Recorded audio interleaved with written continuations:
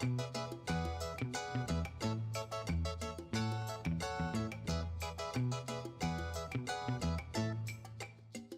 my small fat adaptive family, and welcome back to Is It Worth It, the series where I get gadgets, gizmos, foods, drinks, things that are keto friendly, and I review them from the point of someone who has been in ketosis for over 4 years. Today we are looking at Virgil's root beer. Virgil's is a company that prides themselves on natural ingredients. In their own words, great drinks don't need fake ingredients. Virgil's is all natural.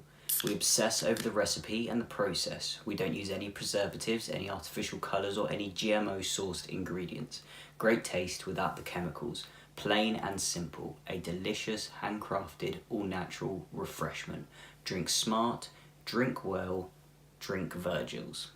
All natural is great, but it doesn't necessarily mean keto friendly, because in their original sodas they use cane sugar in the place of corn syrup. So yeah, cane sugar is natural, but doesn't mean it's keto friendly. It's very high in carbs. However, as you probably saw by the lovely words underneath, if you can see them from the reflection, it says sugar free, zero sugar.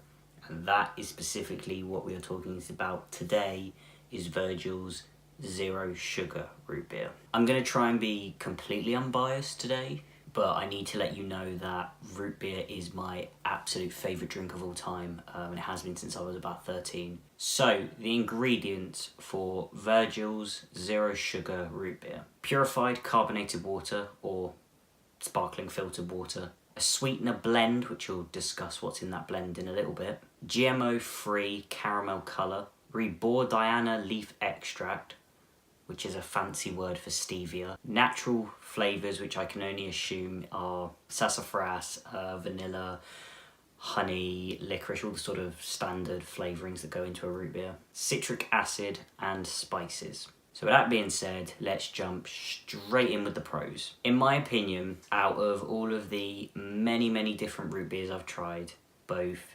sugar-free and full sugar, this is the most natural tasting one with the most natural used ingredients. This pro was actually kind of hard to place. I didn't know whether to place it in the pros and the cons. I have, but I'll talk about why that is in a little while. The sweeteners used are a fantastic pro. So the sweeteners used in this blend are erythritol, stevia and monk fruit. And these are some of the best sweeteners out there. So stevia is a natural sweetener with no glycemic index, meaning it will not raise your blood sugars. Erythritol is a sugar alcohol, meaning that it's a sweetener derived from sugar, but it is not a sugar nor an alcohol, and erythritol has a glycemic index of 1, meaning that it'll have barely, if any, effect to your blood sugars. And the last one used is monk fruit, which is another natural sweetener, which has no glycemic index, so again, it's not going to have any effect on your blood sugars. For reference, the glycemic index is a scale that measures how much a food or drink will heighten your blood sugars, an insulin spike. For example, table sugar is about 65 to 68, and glucose sits between 98 and 100 on the glycemic index, whereas stevia and monk fruit is 0 and erythritol is 1. Availability. Now please bear in mind, when I do these Is It Worth It videos, when I talk about availability, I'm kind of specifically talking to my two main demographics, which are Americans and Brits, because you two make up the majority of my viewers, new or subscribed. So when I say talk about availability, unless it's specifically a product from a different region, I'm talking mainly to Americans and Brits. However, on the Virgil website, you can locate whether there's a store near you. But availability comes into a pro today, because if you're American, it is an American-based company, so you can get it from Walmart, Target, Whole Foods Market, Amazon, and other online stores. If you're a Brit, you can get Virgil's on most American specialist online stores. Now you can get it in Tesco, and Sainsbury's does it, and I think Morrison's does it as well, but those are not the sugar-free versions. So when I talk about American specialist websites, I'm talking about American Fizz is a known one, A Taste of the States, American Sweets, and so on. Which brings me to the price. It's surprisingly not expensive. Americans, you're looking at like $1 for a can that size. Your typical sort of 350 odd mil or 12 fluid ounce can. So you're looking at about $1, or most commonly you get 6 packs for $5.99. If you're British, you can get the same size can for about £1.40 per can. Now I know that sounds expensive if you compare it to our cans in our stores, but you're getting it from a specialist store and it's been imported from America and it's only £1.40 for a can. That's actually a pretty decent price in my opinion. You know, you go into any American store in person and I guarantee if they've got it, it'll be double that price. Next pro is that it has no caffeine. Now this could be a personal pro because I don't like caffeine in my sodas because then I'm limited to what time I can have them if I want a good night's sleep, but Virgil's has absolutely no caffeine. It has nice packaging. I know this isn't a strong pro, but it's just nice to have nice packaging. It makes you appreciate it more and it just brings up the whole value and the taste and everything, just that little bit subconsciously. You can buy it in a bottle. Now, I know that sounds kind of dumb to be included, but bottled sodas taste really nice and you have the option to buy it in a can or buy it in a bottle. And my last pro is that there's absolutely zero nutrition. Literally nothing. No carbs, no calories, nothing. Which means you can have this drink when you're fasting, which is awesome, and you're not wasting your energy via the nutrition in your drinks, which in my personal opinion is the worst way to spend your macros. So now the pros and the cons, the ones that you can see as either or depending on who you are. Most importantly, it is the taste, and I've got a bunch of different points about this that I'll troop through now. If you're a big root beer fan, you might be disappointed because the taste is far more subtle than other root beer brands. Now if you're not a root beer fan, you might enjoy that it isn't as strong as other known root beers. And in terms of the taste, it's way more natural than other brands. Like when they say they are natural, you can taste that natural.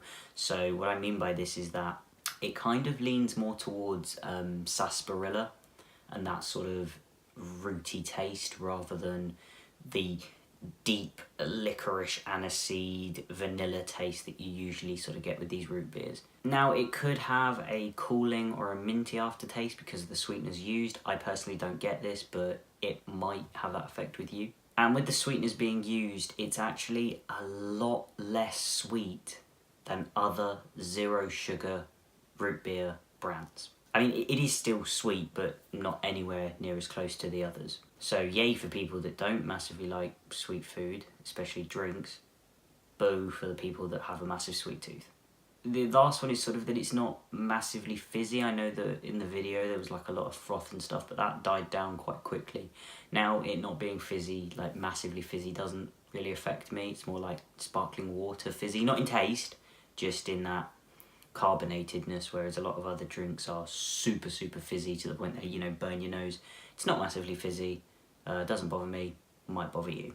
So now we're on to the cons. It has a bitter aftertaste compared to other brands. Now don't get me wrong, when I say a bitter aftertaste, I don't mean something overpoweringly strong or anything like that. It's very subtle, but it is noticeable, and whilst it isn't, you know, a heavy con, it's worth noting because it is unexpected when you first try this stuff, that you get this nice sort of smooth, flavoursome taste, and then you get this sort of weird little tint of bitterness afterwards. That's kind of it for cons, but if I was to really nitpick into cons, I would say that it doesn't stay cold for very long. Literally, you know, I've had this out the fridge for 10 minutes and I can already feel it starting to warm up in room temperature. It's not massively hot in here. And it goes flat quite quickly, and I'm assuming this is just the natural ingredients used that have done this.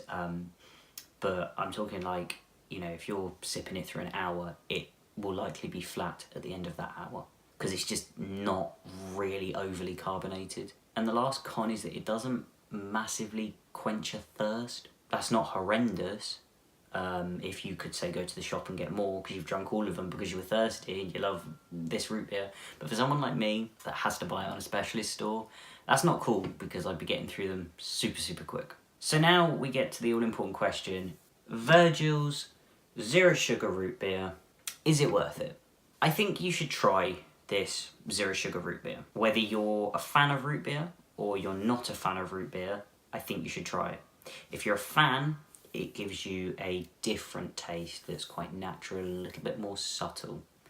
If you're not a fan of root beer, it gives you another chance to give root beer a go, but without having such a strong, overpowering taste that comes with other brands. Is it the best diet root beer out there?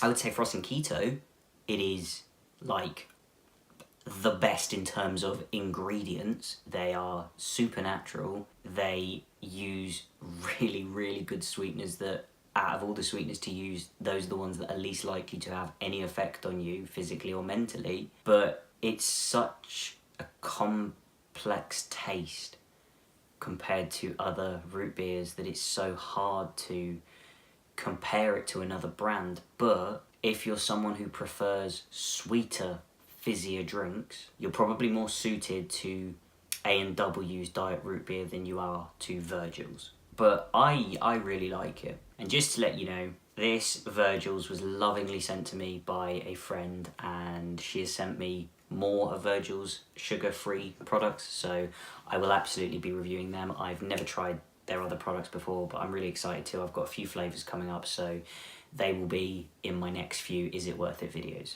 With that being said, that's all for this video. Leave a like if you found it interesting, insightful or helpful, subscribe if you're inclined, and if there's anything you want me to review, let me know down below and I'll see what I can do, see if I can get a hold of it. Keep calm, keto on. Thanks for watching.